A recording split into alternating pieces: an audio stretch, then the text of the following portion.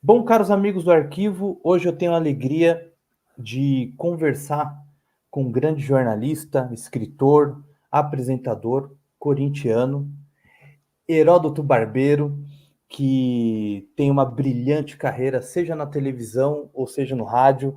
É um dos grandes jornalistas que inspiram a gente. Até estava falando com ele antes aqui da gente começar a gravação, que não é apenas o profissionalismo, e sim a forma, o tratamento que às vezes um jornalista ou um profissional tem com a pessoa, a gente já quer seguir desse modo, né? Então o Heródoto é desse jeito, no profissional quanto no pessoal. Já tive a oportunidade de ver ele trabalhando em loco e foi uma experiência muito bacana e enriquecedora. Bom, Heródoto, antes de tudo, muito obrigado por você ter aceito o convite. Agradecer ao Fernando Vitolo que fez a ponte aqui. Eles fazem um trabalho genial, fizeram um livro bacana sobre os 100 anos da rádio. Enfim, muitos projetos e sempre que o Heródoto está envolvido em qualquer projeto, é muito bacana. E um deles, é claro que é um livro clássico, né? Para quem gosta de telejornalismo, ou para quem não só apenas estuda, para quem gosta tem que ter na estante, porque é muito divertido, muito bacana e muito bem escrito. Heródoto, muito obrigado por ter aceito o convite, é uma honra falar com você. Eu que agradeço, um grande abraço a você, muito obrigado. Heródoto, eu acho que antes de falar da sua carreira, falar de um modo geral, eu queria que você falasse do jornalismo em si, né? Você viu as transformações, né, tanto na rádio quanto na televisão, na imprensa escrita, do que vem acontecendo com o jornalismo, e hoje a gente vive a questão do que é verdadeiro ou do que é falso, né?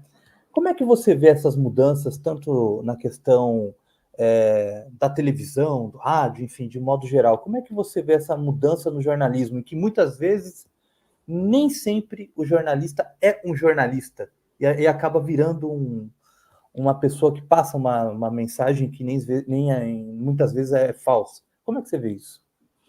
Olha, é uma coisa interessante o seguinte, essa história da gente divulgar coisas que não são verdadeiras, elas não são novas. Se você voltar lá para trás, o pessoal todo aí conhece, um belo dia o delegado chama um repórter e conta para ele dizendo o seguinte, meu, tem um caso aqui para você que vai estourar lá no teu telejornal, qual é? Acabei de receber aqui a reclamação de uma mãe, de uma criança aqui de 4 anos, e ela foi estuprada numa escolinha que fica aqui no bairro de São Paulo, chamado Cambuci. Lá tem 2 casais que são donos daquela escolinha e eles são pedófilos. Bom, o que o repórter fez? Com uma dessa, ele imediatamente foi lá, né, acreditando nas palavras do delegado, e colocou no ar, então, o caso da escola base. Chamava Escola Base, a escolinha lá. Bom, aquilo demonstrou o seguinte, que quando a gente não duvida, o jornalista é obrigado, por dever de ética, duvidar sempre. Sempre. Será que esse cara está falando a verdade? Será que isso é verdade? Bom, todo mundo sabe que não era. Mas quando eu digo que a gente tem que duvidar, não é só do delegado. Há uma certa prática de quando é oficialismo, o delegado falou, o ministro falou, o deputado falou, a gente não checar para ver se isso é verdade ou não. Às vezes é, às vezes não é. Mas faz parte do nosso código de ética, da nossa responsabilidade, responder essa pergunta: será que é verdade? E quando a gente não responde, a gente corre um risco muito grande de destruir a reputação de outras pessoas, de causar problemas pessoais às outras pessoas, de causar problemas de ordem moral e, logicamente, um efeito devastador em cima do jornalismo. Bom, foi grande o caso, foi imenso, tá, já está, todo mundo conhece, sabe como é que isso foi desenvolvido, com a participação do jornalista Florestan Fernandes, que trabalhava junto na TV Cultura, foi ele que começou a mostrar que aquilo não era verdade, enfim. Mas nós aprendemos com isso, não passou um tempinho, muito pouco tempo, acho que talvez nem um ano, e novamente aconteceu o seguinte, houve um caso de um assassinato dentro de um bar na região nobre de São Paulo, em Moema, chamado Bar Bodega. Bom, 3 rapazes entraram lá para roubar todo mundo e tal, vai daqui, vai de lá, alguém deu um tiro, eles deram um tiro e mataram uma moça que estava sentada lá com o namorado, que era uma dentista. Imediatamente a polícia pegou os caras, botou os caras falaram, a imprensa toda publicou, nós estamos aqui com os 3 responsáveis, os 3 criminosos. Bom, passou talvez uma semana, 2, o Ministério Público entrou na parada, chamou o jornalista e disse, olha, é mentira, não é verdade. eles não têm passagem por polícia, eles são trabalhadores, têm carteira de trabalho assinado, não tem nada. Quer dizer, logo depois, nós pegamos a reputação de mais 3 jovens e acabamos com ela. Qual é a diferença desses erros do passado com os atuais? É que na época você não tinha internet, você não tinha essa velocidade que você tem hoje. Né? E a velocidade, ela pode ser usada para o bem, pode ser usada para o mal. Então, a velocidade, por exemplo, pode me dizer rapidamente alguma coisa aí que eu posso dizer, olha, está pegando fogo num prédio, que a gente rapidamente chamar bombeiro, chamar o salvamento, pedir para as pessoas se afastarem e tudo mais. E essa verdade pode ser muito rápida, em que eu também, atropelado por ela, não checo as coisas. Então eu começo a divulgar simplesmente porque alguém divulgou, quem divulgou, não sei, está divulgando. E é o que a gente chama atualmente fake news. Bom, a quem cabe julgar o trabalho de jornalista? É o Conselho de Ética do sindicato? Eu fiz parte dele. Não, não é. Cabe ao público fazer esse julgamento. Cabe ao público cobrar isso do jornalista. Então, os jornalistas têm mais credibilidade ou menos credibilidade de acordo com aquilo que o público percebe através do que ele faz. Então, você tem hoje a chamada fake news, que é exatamente a mesma coisa da escola básica, só que tem uma velocidade muito grande. Por isso, é que os veículos de comunicação do mundo, e tem também um ranking feito pela Universidade de Quebec, no Canadá, são aqueles veículos, o seguinte, está todo mundo dando. Vamos dar? Espera aí. Não. Mas está todo mundo dando, nós vamos ser dado em último lugar, pô. Todos os portais estão dando, todas as empresas estão dando, o rádio está falando. Não. Por quê? Porque se a gente não checar, a gente não vai dar. Eu tive a oportunidade de ver 2 ou 3 casos como esse na prática, em que a divulgação de um fato como esse estava sendo dada no mundo inteiro, e eu trabalhava junto com o pessoal na redação, lá da Record News, e o pessoal disse, pô, vamos dar, não. Vê a BBC. A BBC não está dando, então nós não vamos dar. Não, mas se a BBC não der, a gente não vai dar? É o seguinte, olha, eu fiz estágio lá 2 vezes. Os caras na BBC não publicam nada se não tiver 3 fontes dizendo que aquilo aconteceu, senão eles não publicam. Ou seja, ela verifica, ela e outras, né? Estou dando como exemplo a BBC, porque é mais conhecida.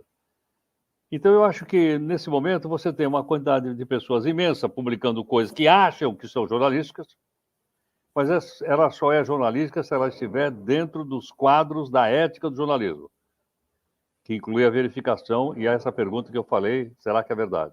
Fora disso, não é jornalismo, você pode dar o nome que você quiser, nada contra. Pode ser talk show, pode ser influência, sei lá, pode ser o que você quiser, mas aquilo não é jornalismo.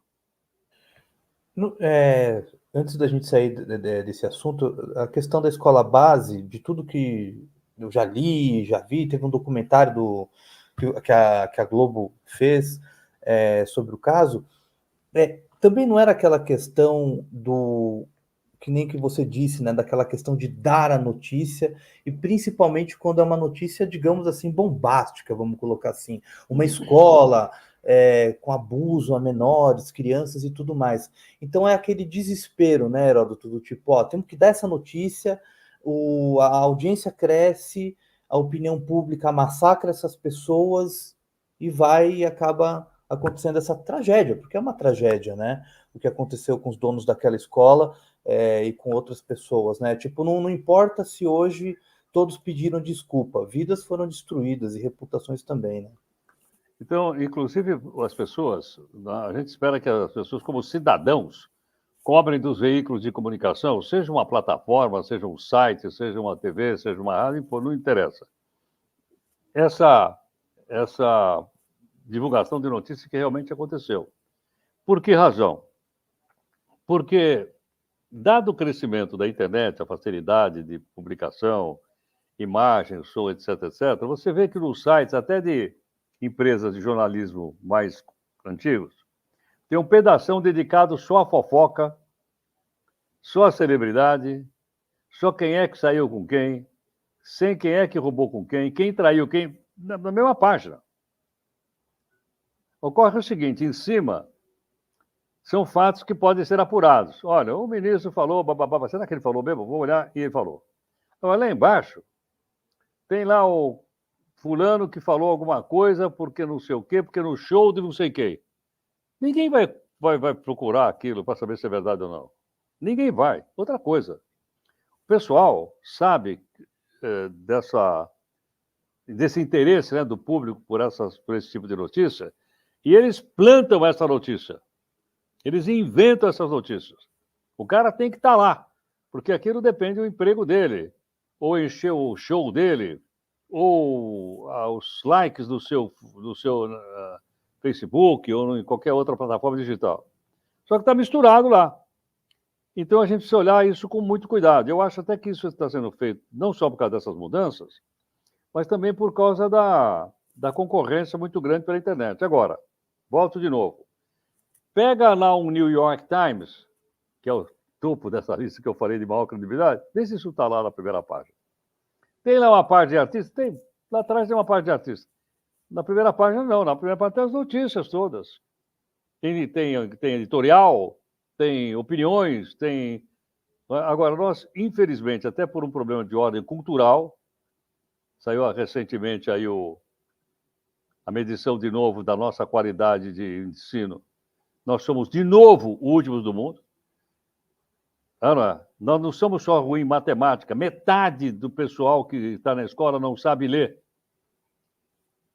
Então, quer dizer, aparece uma coisa daquela na mão, certo? É uma foto bonita, é uma pessoa bonita, eu abro para olhar. E eu dou, então, audiência para X, Y, Z. Então, eu acho que a gente que tem esse compromisso de cidadania, nada contra, acho que o cara tem direito de publicar. Só não devia misturar o que é talk show com o que é jornalismo. Perfeito. E uma coisa que você falou também dessa questão da leitura, a gente vê cada vez mais as pessoas elas têm dificuldade para interpretar um texto, né? Isso é preocupante, né? Cada vez mais você vê que as pessoas não conseguem fazer uma interpretação de um texto até simples, né, Heródoto?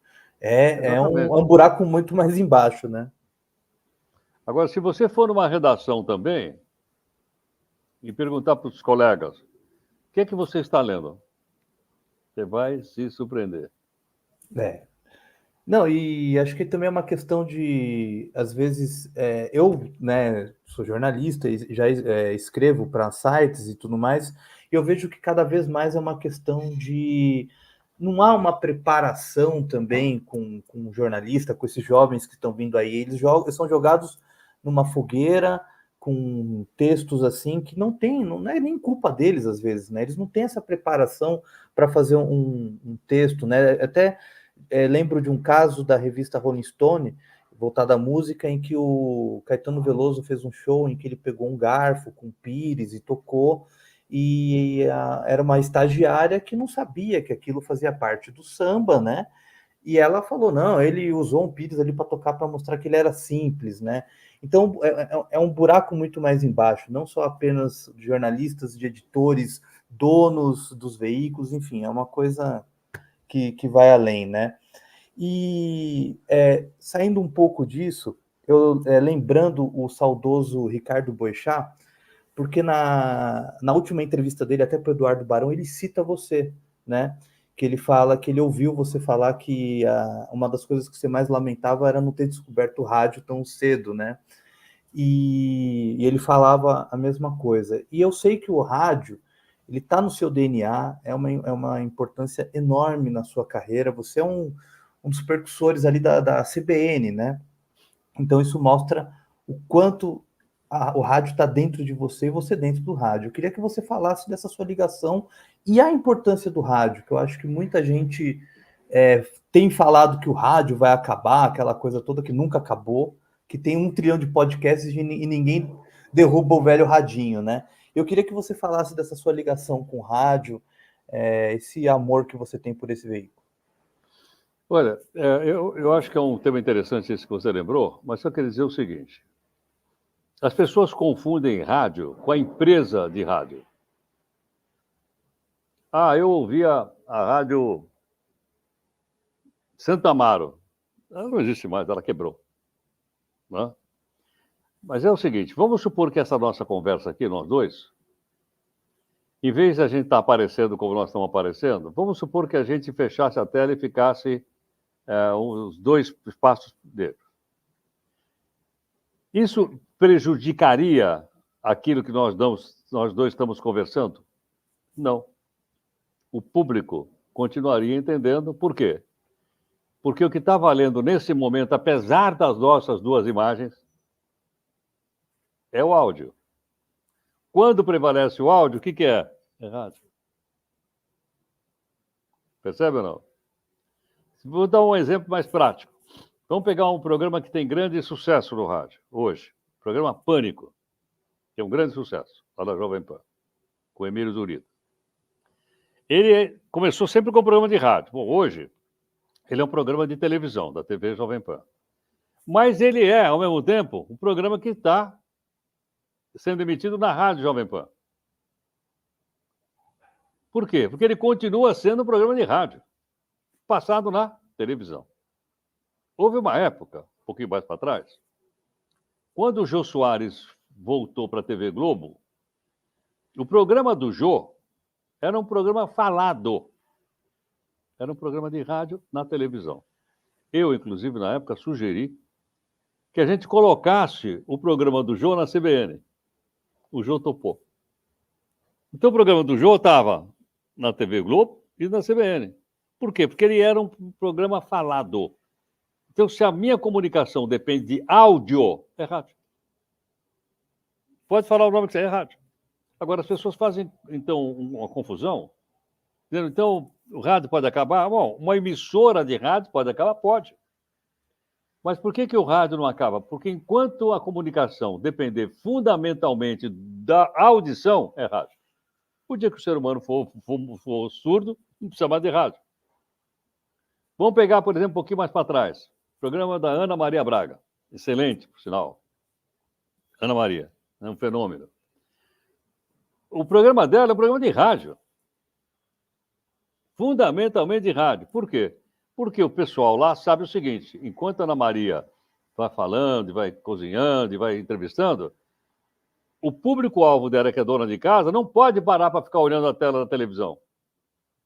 A pessoa está trabalhando, está cozinhando, está lá. O que é aquilo? Áudio, programa de rádio. Então você vai dizer, bom, vai acabar? Sim, se o ser humano ficar surdo, vai acabar. Mas em qualquer transmissão onde o áudio supera a imagem, é áudio. Vou te dar um exemplo. Atualmente eu faço o jornal de manhãzinha lá na Nova Brasil. 7h30 da manhã. Todo dia Nova Brasil. Bom, o jornal chama Jornal da Nova Brasil. Tem imagem? Tem. Está no YouTube. Eu me vejo lá na imagem do YouTube. As entrevistas que eu faço é como essa que você está fazendo comigo agora. É via streaming. Não é? Agora, aqui é um programa de rádio e televisão. De rádio. Onde a imagem é complementar. Você não precisa ver a imagem para entender o que o meu entrevistado lá está falando. Então, isso não vai acabar. Por isso é que as pessoas fazem essa confusão, né, de achar, por exemplo, que o rádio vai acabar. Essa, eu acho que é uma explicação fácil da gente poder entender. Não, e outra coisa, né? Eu acho que é o fator da companhia, né, Heródoto? A questão que você coloca, né?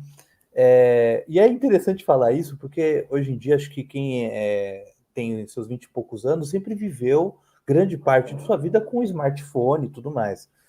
Ele falou do programa do Jô na rádio, e tem uma coisa muito interessante que é o seguinte: na época que o Jô voltou, era 2000, o programa era veiculado começou a ser veiculado acho que 2001, 2002, alguma coisa assim, né, Heródoto? E eu voltava da faculdade e eu não tinha nem celular com rádio até. Era até meio caro para quem quisesse.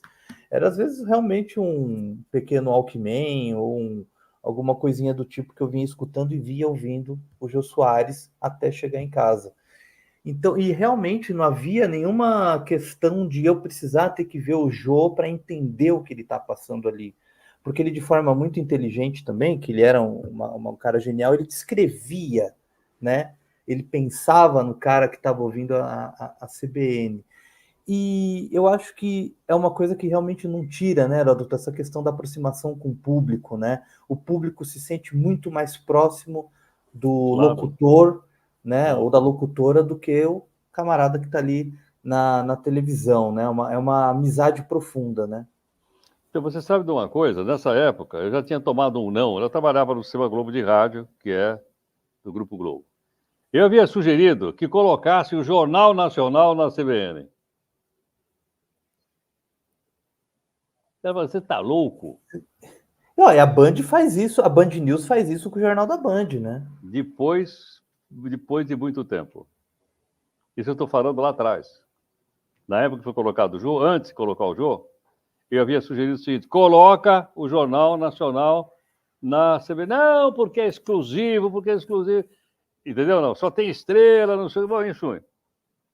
Mas eu disse: olha, vai melhorar a audiência, pô. A pessoa vai estar no trânsito, ela vai estar ouvindo o jornal.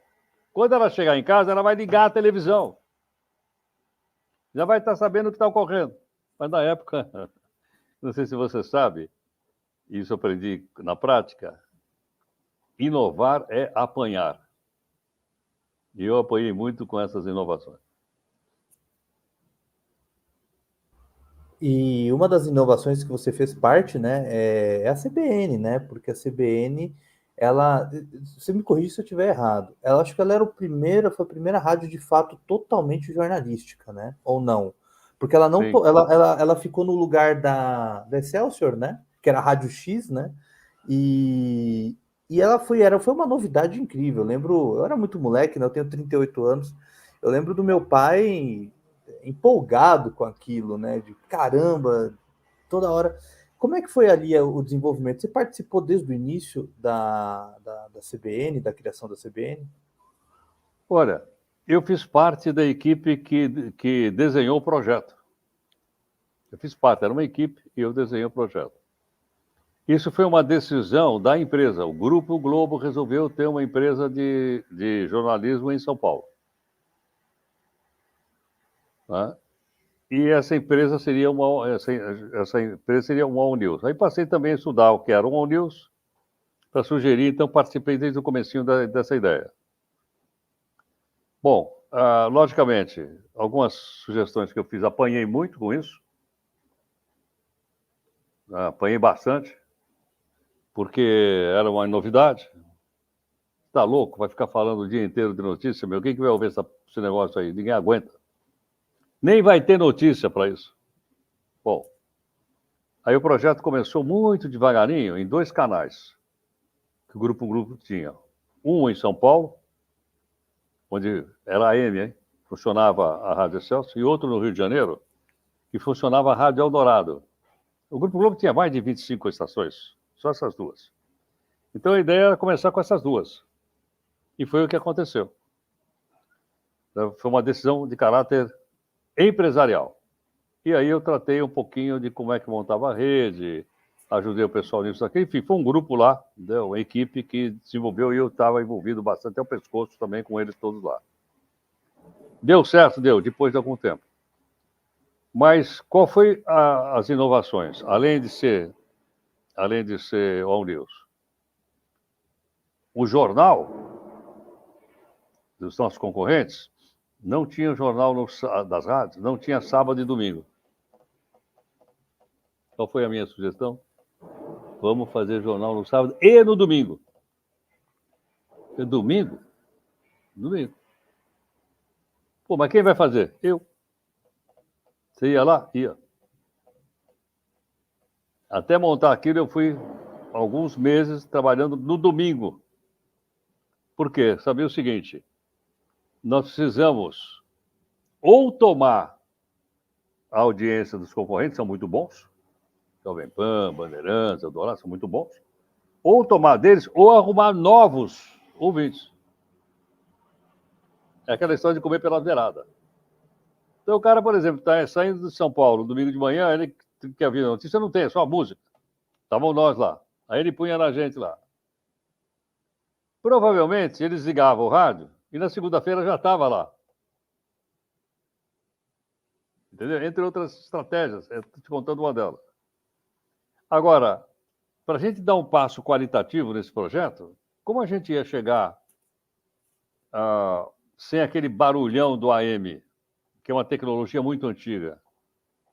Tem uma ideia, uma onda eletromagnética do AM, eu aprendi isso recentemente, é de 300 metros.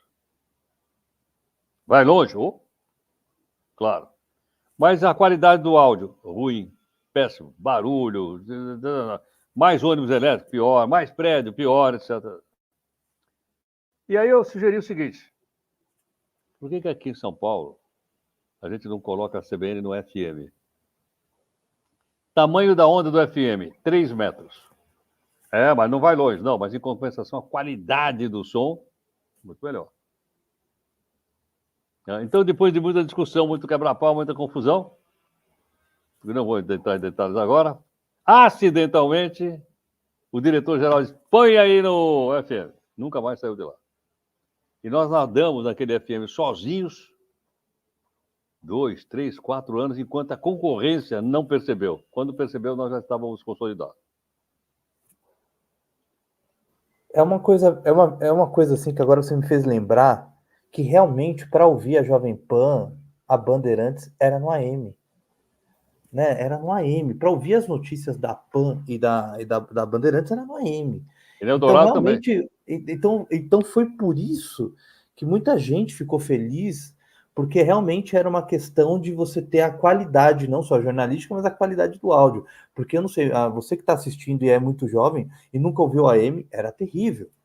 Era terrível, era um barulho, era um som muito sujo, né? Como a gente diz, né? Então era diferente. Você saía, ouvia uma rádio FM, seja ela qualquer de música, ou a CBN, ou qualquer outra, e você ia para o AM, era um barulho, o barulho do chiado, ele aumentava, né? No som, vinha aquele barulho. Então era realmente foi uma grande sacada. Por isso que a CBN ela tem um ponto principal na história da rádio. Para o meu pai, então meu pai, eu agradeço aqui pelo meu pai, porque para ele foi a salvação da lavoura, que ele queria ouvir se ia chover e tudo mais, porque não havia assim, não havia informação fácil, né, Heródoto, que a gente tem hoje, né? Você pegar isso daqui e você vai saber o que vai acontecer, está acontecendo em tudo, né? Até se vai chover daqui a pouco. Defesa Civil te avisa hoje por aqui. Claro. Então, naquela época, não. Você tinha que ouvir realmente a rádio, você tinha que ligar para a Telesp, né, para ter a previsão do tempo. Então, realmente foi uma sacada genial. Por isso que está até no ar. E ainda a CBN deu vazão para vir a Band News FM, para tantas outras já estarem, né, no FM, né? Enfim, foi realmente... É uma coisa interessante mesmo isso. Você me fez lembrar do AM, agora voltei no tempo.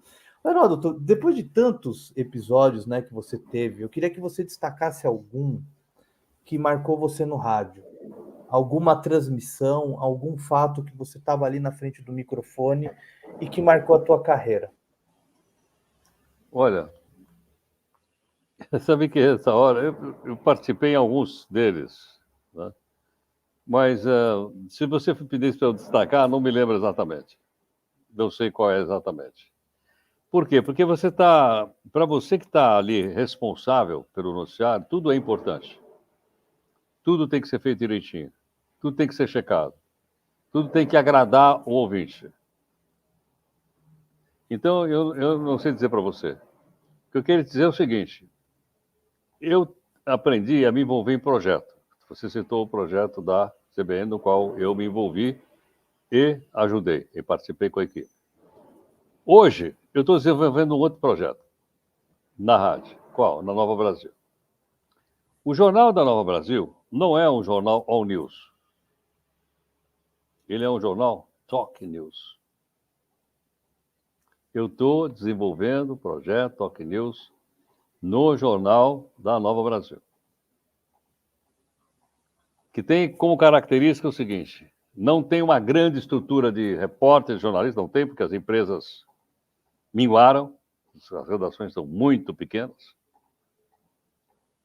Os empregos da área de comunicação partiram para assessoria de imprensa, assessoria privada, etc, etc. Tem pouquíssimos. Então, o Talk News é o seguinte: o Talk News é um roteiro em que você seleciona, em 1h30, 4 assuntos que você acha que vai atingir o cara diretamente. Mexe com o dia a dia da pessoa. São 4 entrevistas. Essas 4 entrevistas, elas têm a duração o conteúdo delas, do conteúdo. Se o conteúdo é forte, você faz uma entrevista de 6, 7, 8 minutos no máximo. Por quê? Porque o cara não tem tempo. Eu aprendi isso com o Paulo Henrique Amorim. Eu tenho que ir no cerne. Eu faço 4. Muito bem. Ocorre o seguinte, ocorre que, ao invés de eu botar uma pessoa para explicar a Carta da ONU, o artigo 99 da Carta da ONU, putz, o cara vai falar aqui, vai lá em 1946, quando a ONU foi fundada, agora acabou, o cara foi embora. Eu coloquei o cara para falar sobre o artigo assim, hoje, professor, assim, papum. O que diz o artigo? Por quê? Tá. Aí todo mundo falou em artigo e ninguém foi saber. O cara explicou para nós. Perguntas, só de leigo. Eu não faço as perguntas para mim. Eu faço perguntas que eu imagino que o meu público gostaria que eu fizesse. Tem algumas respostas que eu até sei. Não, eu pergunto. Não é sobre nós, né, Heródoto? O trabalho não é de sobre leigo. nós. Olha, Né? pergunta por quê? Porque eu sei que com isso eu não vou chatear o cara que sabe, mas eu vou ajudar um cara que não sabe a entender. Outra coisa, nesse Talk News, a opinião é do entrevistado, não é do entrevistador. Eu não opino. Eu explico. Nada contra os que fazem opinião. Respeito, grandes jornalistas. Mas eu, pessoalmente, não opino. Eu explico. E aí eu falo, você acabou de ouvir, qual é a sua opinião sobre isso? O que você acha disso? Aí o cara leva um empate. Você, pô. Você que está ouvindo aí, pô. Quer dizer, o cara se sente protagonista do que está acontecendo. Pô, sou eu que vou opinar, não é ele que está falando lá, que tem o microfone na mão. Ou de pé, como eu faço. Percebe? Então, esse projeto é um projeto que eu estou desenvolvendo lá na Nova Brasil, chamado Talk News. Estou escrevendo sobre isso. Vou publicar em um livrinho junto com o Nilo e com o Fernando Vitor. Tem um capítulo lá que eu explico direitinho o que é um Talk News. E outra coisa, é um jornal descontraído. É um jornal que não é sisudo. É um jornal em que a gente tenta surpreender o cara com coisas engraçadas. Não é chato. Não é aquele eu sei tudo, sou eu. Não. Aí sempre lá a gente trocou a primeira pessoa do singular pelo plural. Nós é equipe aqui. Nós. E quando eu falo equipe, eu estou envolvendo o operador do áudio. Ele fala. Eu estou envolvendo o estagiário. Ele fala. Eu estou envolvendo o produtor, mas o produtor fala, todos falam, todo mundo fala. Todo mundo fala, dando notícia, informação, prestação de serviço. E isso eu aprendi lá atrás com um cidadão chamado Johnny Black. Você está com o livro dele aí? Ele está aí nesse livro. O Johnny Black, lá no finalzinho, tem uma crônica lá do Osmar Santos e tem uma crônica do Johnny Black aí nesse livrinho que você pegou. Eu aprendi com o Johnny Black, quando ele era o operador de áudio de um programa chamado Balancê. O que ele fazia? Terminava uma entrevista, qualquer coisa e tal, ele pegava o conteúdo e tacava um pedaço de uma música no ar. Não, porque o fulano e tal, roubou, não sei o que, parava, o Johnny Black entrava. Se gritar, pegar ladrão, não fica meu irmão. Pois é. Essa lição que eu aprendi com o Johnny Black, que está aí, eu uso hoje no jornal lá da Nova Brasil. Certo? Na medida que eu vou dando, então, as manchetes, a gente procura olhar com outros olhos, diferentes daquele que está em tudo quanto é lugar, tem um sobe-somzinho ali, coisa de 30 segundos, 20 segundos. Porque não sei o que, representa o Papai Noel. O cara bota lá, ho, ho, ho. Então, são comentários, na verdade, que são charges que estão acopladas na notícia. Estou fazendo isso lá. No começo, você imagina, me chamaram, não sei o que, tal, tá bom, então só faz um, faz dois. Hoje eu estou fazendo todos e todo mundo está gostando. Inclusive, não, e você falou do Balancê, Porque assim, até entrar na linha rádio e televisão.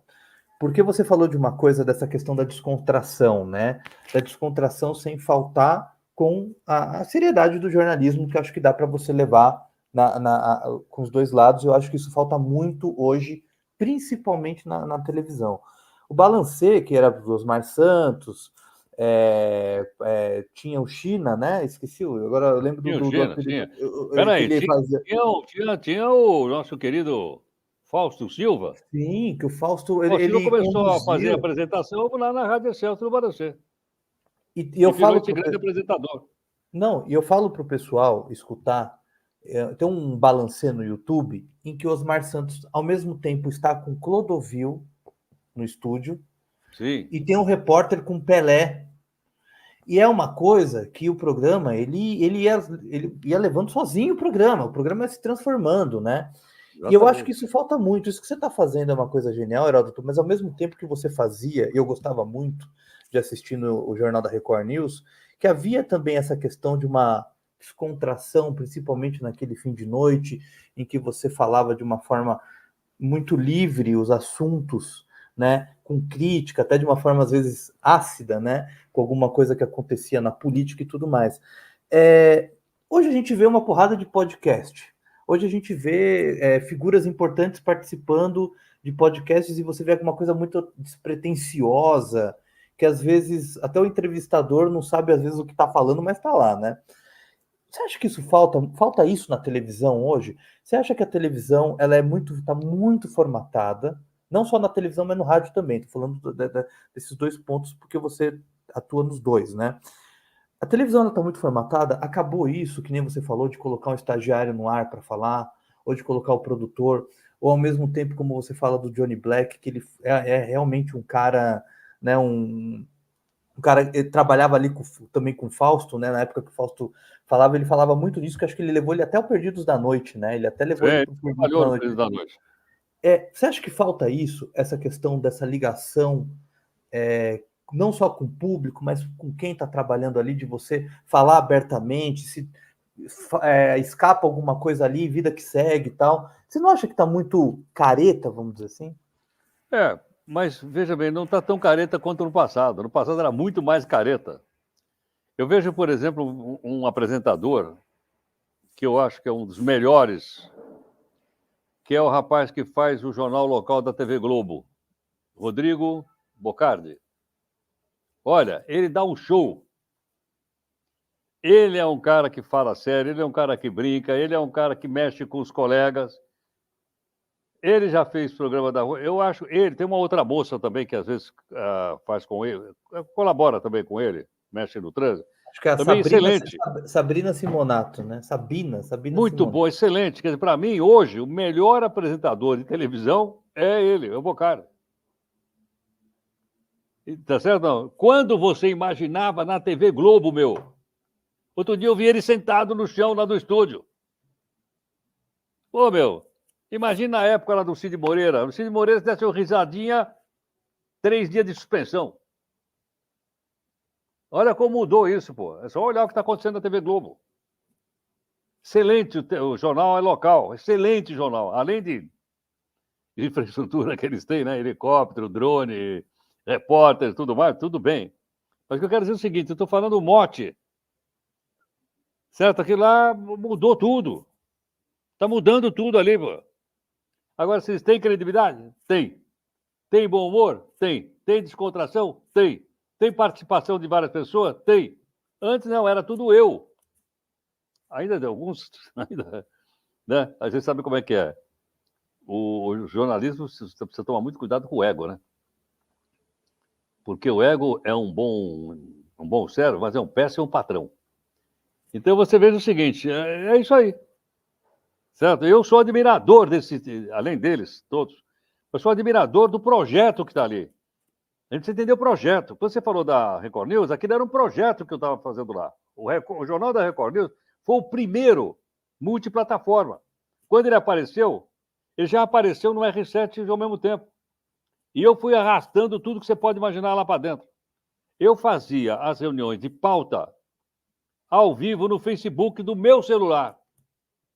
Porque ninguém acreditava, meu. Você está louco? Aí eu comprei celular, do meu bolso. Eu comprei microfone, eu comprei tripé para botar a tal da reunião de pauta do jornal da Record. Não, entendeu? Não. Porque havia resistência, meu. Porque muitas vezes as chefias pensam assim, melhor não. Porra, quando eu colocava alguém para entrar no jornal por Skype, pelo amor de Deus, vai botar o cara por Skype, traz o cara daqui, pega o carro, manda buscar o cara na casa dele, pega o cara, entendeu? Aí, olha só.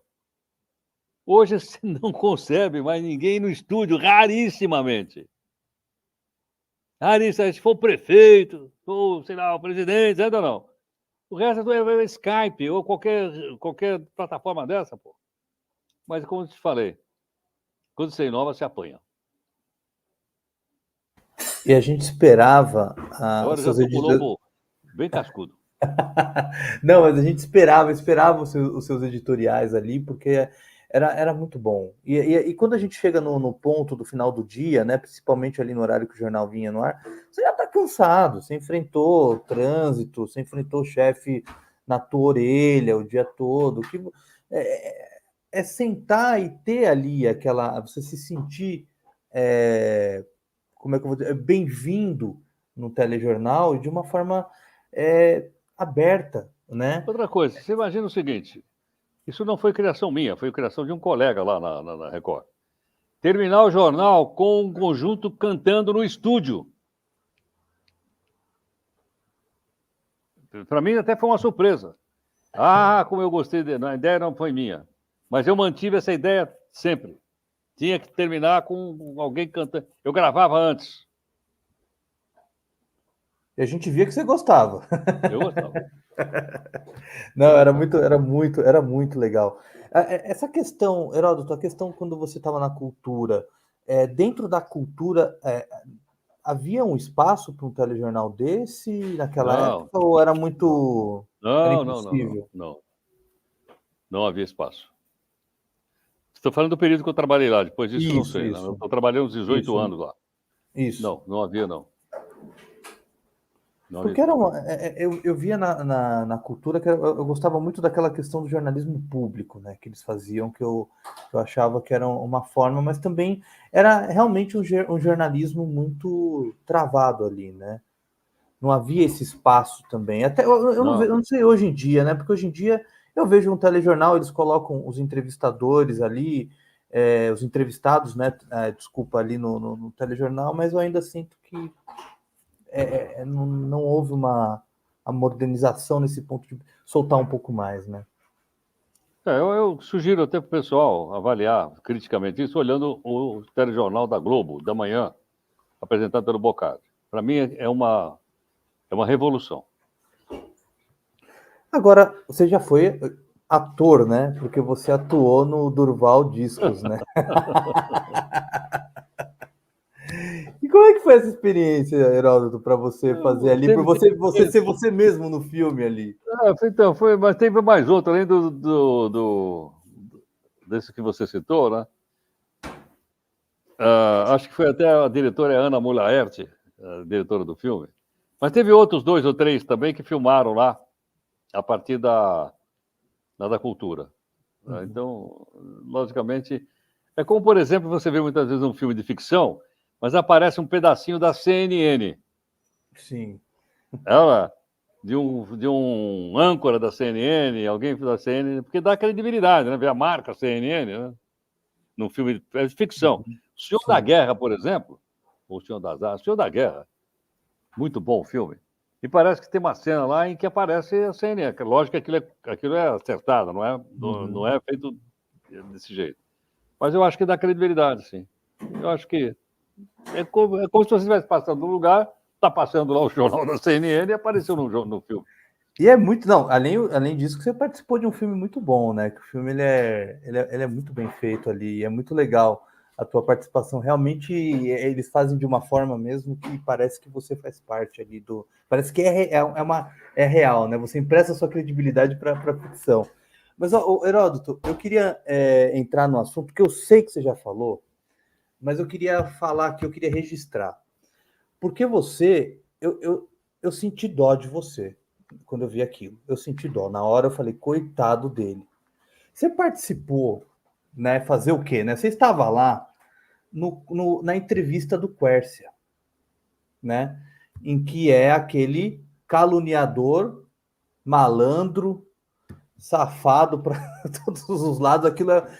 Como é que foi aquele momento ali para você? E principalmente ali no Roda Viva. Era uma entrevista de um presidenciável, eleição de 1994, você comandando o principal programa de entrevista da televisão. Como é que foi aquilo e aquela caluniador e mentiroso para tudo que é lado? Como é que foi naquele momento para você? Olha, só para contar para você o bastidor. Foi uma série, foram 10 programas, 2 roda-vivas por dia. O primeiro foi do Quest. Você tá aí na internet, o pessoal vê, no YouTube. É o seguinte, nenhuma emissora tinha feito debate. Era um período ainda que estava saindo das coisas da época da ditadura. Então ia ser o primeiro debate na televisão brasileira, com candidatos a presidente, na TV Cultura. Bom, a escolha do apresentador foi um problema para a direção da empresa, não para mim. Eu estava apresentando o programa, uma série do Roda Viva. Mas a discussão é a seguinte: cada vez que as assessorias lá dos candidatos se reuniam, era um quebra-pau tremendo. Foi fulano não, foi ciclano, entendeu? Não? Então é o seguinte, aí por uma deferência do Roberto Mulaert, a quem eu agradeço, o Mulaert citou meu nome e toparam. E o Mulaert falou assim para mim, é o seguinte, vai ser você, agora você tem que tomar o máximo cuidado, porque isso aqui é uma coisa explosiva, meu, tem que tomar o máximo cuidado. Bom, eu fui tomar o máximo cuidado. Primeiro programa foi esse do Quercia. Né? Então você imagina o seguinte, ali foi, vamos dizer assim, um bate-boca entre o Quercia e um dos entrevistadores, o Rui Xavier, que era um jornalista do Estadão, ficou completamente fora da minha... Não conseguia, de forma alguma, impedir que aquilo chegasse no nível que chegou, a ameaça do Quercia de levantar e dar um soco na cara do entrevistado. Só não fez isso porque ele estava preso com 2 microfones, então ele teria levantado e batido no cara. Bom, a situação do mediador, que era eu, é o seguinte: Roda Viva é muito difícil de mediar. Por que razão? É diferente de eu estar aqui com você, ao seu lado. O entrevistado fica lá no meio da roda, longe de você. Certo? Às vezes nem está olhando para você. Então essa dificuldade sempre existe lá no Roda Viva. E segundo é o seguinte, a pergunta é, por que você não chamou rapidamente o intervalo comercial para apaziguar os ânimos? Sabe por quê? Porque o meu chefe, no ponto, dizia para mim, não chama o intervalo porque a mesa não está armada. E aí? E aí? Aí foi o que todo mundo pode ver e pode avaliar. E como é que foi quando foi para o intervalo? Você lembra como é que foi o intervalo? Aquele momento Claro, antes de de novo, voltar a para o briga break? continuou. Ai, A briga continuou no intervalo, eu tentando continuar de novo, segurar, e o meu chefe, faltam 3 minutos, faltam 2,5, faltam 2. E a briga lá. E aí alguns seguranças do Quercia entraram no estúdio. Aí a bancada de jornalista levantou para sair do estúdio. E o meu chefe gritando, 1 minuto, 30 segundos. Vai dar break, vai dar black, vai dar black, vai dar black. Na televisão era uma coisa terrível da black. Ficar tudo preto e botar lá a imagenzinha, entendeu? Deu black. E lembrando que os intervalos da cultura eram bem menores naquela época do Bem que os menor. intervalos da televisão Deu black. privada, era muito rápido, né? Era um Bom, isso aí chamado com foi finais e pronto. terrível, entendeu? Não. Eu até conto pro pessoal que quando eu cheguei na minha casa à noite, falei para minha mulher, acho que eu fui demitido. Não, aí não foi. Nem deveria, porque aquilo ali foi. Ali você mostra assim o quanto o Quercia, que já faleceu, não havia o preparo emocional ali, né? Que até então, naquelas eleições, foi Fernando Henrique no primeiro turno, Lula e o Enéas em terceiro lugar, né? O É, Enéas derrotou medalhões como Quércia e Brizola, né? Deixou para trás. exatamente, o Brizola estava lá também, Brizola também. Dessa do Brizola foi mais tranquilo? Não muito. Não? Sério? Que o Brizola teve um Roda Viva, que é histórico, de 86, em que um dos jornalistas diz que o Fidel Castro chamava pelo apelido de El Raton, né? Como ele falava, Verdade. e ele tirou ele do sério, né? Falam que esse do Quercia são os momentos mais tensos, né? Eu Da lembro história do desse. Roda Viva. Era um jornalista estadão chamado Lenilson Tabosa Pessoa. O pessoal do Estadão também. Eu lembro. Eu vi, E, esse eu não estava mediando, não, mas eu me lembro de ter visto. e esse de 94, com o Brizola, também foi tenso também. Foi tenso também. O Brizola era muito hábil, falava muito bem também, né? Muito irônico. E com o Brizola era bateu, levou. Não, o Brizola, eu acho que é aquele tipo de. E você teve, né? Você quase foi candidato, ou você foi candidato. Tem uma história dessa na sua biografia, não tem, Heródoto? Tem sim. E como é que foi enveredar para a política? Na verdade, foi um período em que eu fazia política na universidade, né? Eu fui criado no meio, eu fui criado na Machado do Glicério. Uhum. Sou de lá. Sim. Ali ficavam os sindicatos. Ali ficava a sede do Partido Comunista. Eu, quando tinha 16 anos, fazia parte do Instituto Anarquista do Brás. A minha leitura era essa. Aí eu me envolvi. Mas depois eu cheguei à conclusão que seria melhor eu me afastar, né? E seguir outras coisas. E ainda bem que você está aqui, jornalista, fazendo diariamente na Nova Brasil. Qual o horário? 7h30 da manhã, das 7h30 às 9h. 7h30 da manhã. A gente vai fazer a propaganda aqui para todo mundo ouvir. Você faz falta na TV, viu? Obrigado. Tem vontade de voltar?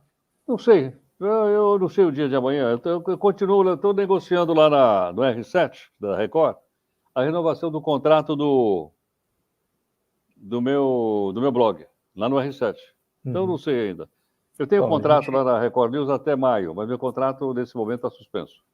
A gente espera que você volte, porque você faz falta. Agora, né, antes de eu encerrar aqui, eu queria fazer uma pergunta, porque é uma coisa que eu quero entender, assim, porque você é budista, né? E a gente sabe que a religião, ela prega a sabedoria, a paz, né? A calma. Agora eu te pergunto, Heródoto, como é ser budista e torcer pro Corinthians? Porque é uma situação, ultimamente nos últimos anos, ainda mais nesse ano, porque eu sou corintiano e não sei, um treco que não sobe a cabeça. Eu queria saber como é que você administra isso. Eu me tornei budista aos 22 anos de idade. Eu me tornei corintiano aos 5 anos de idade. Então. Quando eu cheguei no budismo, né, na escola que eu frequentei, no templo, eu já fui com a camisa do Corinthians. Então já tá pronto. Então dá para levar, né? Dá para caminhar com as duas partes. É aquilo, né, Heródoto? A gente sempre sofreu, né? Não vai ser agora que a gente vai deixar de sofrer, né? De jeito nenhum. Teve aquela epifania de 2012 que eu até estranhava, né? Não estou sofrendo, campeões Libertadores e Mundial. Onde está aquele sofrimento, título brasileiro? Você não pegou no período de mais de 20 anos que o Corinthians ficou sem ganhar o campeonato. Esse período eu não vi. Tô vendo agora que já estão há 5, 6 anos. Eu vi. E eu tinha uma musiquinha chamada Faz-me Rir. Era o time do Corinthians, pô. E meu filho é São Paulino, imagine só. Olha só. Não conseguiu levar e ir pelo caminho do pai. O outro é corintiano, mas o Guilherme, que é meu filho mais novo, é São Paulino. Então ele tem quantos anos, desculpa? Tem 38, 39. Então ele chegou a pegar a época que São Paulo foi campeão mundial. Ele pegou lá, ele pegou a época do Raí, por isso que ele virou São Paulino. Então é por isso, quem ali Não, eu vi o Neto, eu vi o Neto ali ganhar o título brasileiro de 90. Meu pai, meu avô, todo mundo era corintiano. Eu falei, não. E o pior de tudo, eu falo que eu vi o Corinthians tomar aquela lavada 93, 94, né? E o meu pai olhou para mim e falou: É isso, você quer? Eu falei: Quero. Eu falei, é isso. Mas aí veio 95, ganhamos em cima do Palmeiras, e aí opa, deu aquele alívio, porque né, quem era Parmalat, que a gente tá vendo a era do Palmeiras agora, né? Então essa era essa terceira academia, como falam, mas aquela era Parmalat foi para os corintianos não foi tão bom de lembrar. Mas olha, Heródoto, eu queria te agradecer, eu queria fazer um testemunhal, né? Rápido, como eu falei para você, eu quero falar aqui agora. Eu tinha 22 anos, eu estava fazendo rádio e TV, o Aldo Quiroga era o meu professor de televisão, né? De interpretação para TV, me deu nota 9. Eu não sei se ele vai falar que ele estava louco na época, mas agora não dá para voltar atrás. Está registrado 9, estou guardado aqui, então não adianta falar nada. E ele levou uma parte da sala para assistir o Jornal da Cultura que você conduzia, isso era 2007. E foi uma experiência muito legal, né? Você vê ali o telejornal sendo feito, a correria, a preparação do âncora e tudo mais, é muito interessante. Mas uma coisa que me marcou, eu te falei, quero falar aqui, que você foi muito, muito gentil, você foi muito bacana com a gente, e eu sentia pelos câmeras, pelas pessoas que estavam em sua volta, que eles te chamavam de professor, né? E eles, o respeito e o carinho que eles tinham por você, então a gente ali com 20 e poucos anos olhava para um profissional como aquele ali fazendo o telejornal ao vivo, a gente apontava. Se for um terço, se a gente conseguisse ser um terço, no meu caso, eu ser um terço do que o Heródoto não só apenas no que ele faz profissionalmente, mas também pessoalmente, eu estou contente, eu estou feliz, porque é isso que a gente precisa ter, profissionais como você, pessoas com seu caráter, que cada vez mais é difícil de se encontrar e ter, não só na televisão, mas por aí, na sociedade e nas ruas. Obrigado, Heródoto, por 2007 você ter me recebido também, e principalmente aqui agora, ter vindo falar comigo aqui no meu canal. Muita alegria, que você tenha muito sucesso. E, aliás, eu queria que você deixasse um recado, se for possível, já que a gente está indo para 2024 agora, né? Já estamos aqui pertinho do Natal. Tem muitos jovens jornalistas, né? E que estão se formando, vão encarar aí essa jornada aí, essa difícil e apaixonante jornada. Eu queria que você desse um recado para esses jovens que acompanham o canal, enfim, que têm esse sonho de serem jornalistas ou que vão ser jornalistas. Olha, eu sou um jornalista velho. Eu aprendo todo dia. Hoje mesmo eu aprendi bastante com os entrevistados que eu fiz. Então, minha sugestão é: temos que estar aprendendo sempre. Não importa se você tem 20 anos, ou se você tem 30, ou se você tem 77, como eu. E com certeza a gente aprendeu hoje aqui com você. Eu aprendi bastante aqui. É uma honra ter falado com você. Heródoto, muito obrigado. Fiquem de ouvidos e olhos, né, abertos para o jornal da Nova FM, Nova Brasil FM, que vai ao ar das 7h30 às 9h30, né? Falei certinho, né? 89,7. 89, Ou aquele no aplicativo. no dial ou no celular. É muito bom. 89,7. Você pode ouvir ou ver o Heródoto no dial ou no YouTube, na Nova Brasil FM. Heródoto, mais uma vez, muito obrigado. Eu que agradeço. E foi uma honra falar com você. E para você que acompanhou o canal nesse longo de 2023, muito obrigado. Que vocês tenham um ótimo ano, um ótimo Natal, com muita felicidade e principalmente com muita saúde, porque o resto a gente leva e consegue. Obrigado, pessoal. Até mais.